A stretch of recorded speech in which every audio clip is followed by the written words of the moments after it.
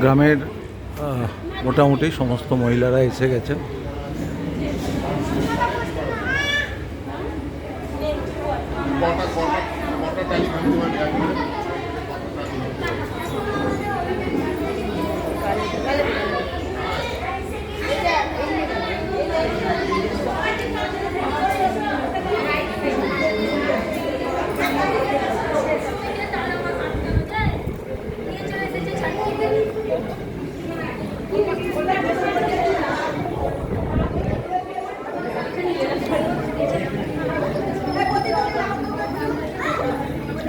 এই যে রিচুয়ালস আছে এটা এবার শেষের মুখে,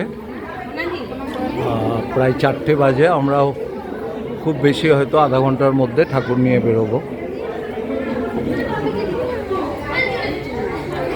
বাইরে। না তুই এলি আর কোথাও যাস না এবার? আমি এখানেই আছি তো। হ্যাঁ, এবারে আমাদের বেরোনোর ব্যবস্থা করতে হবে। আমাদের তো এবার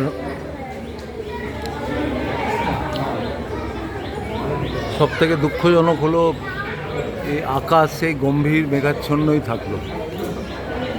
খালি মায়ের কাছে প্রার্থনা যাতে বৃষ্টি না হয়।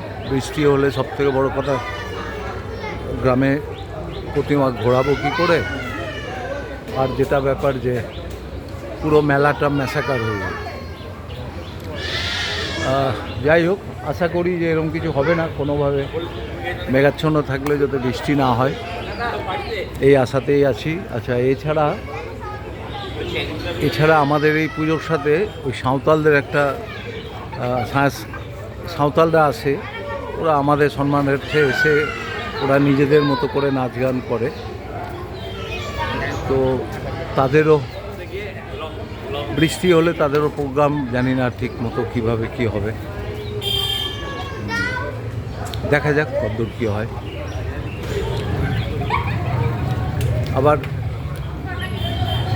আবার পরে দেখাবো কি হচ্ছে।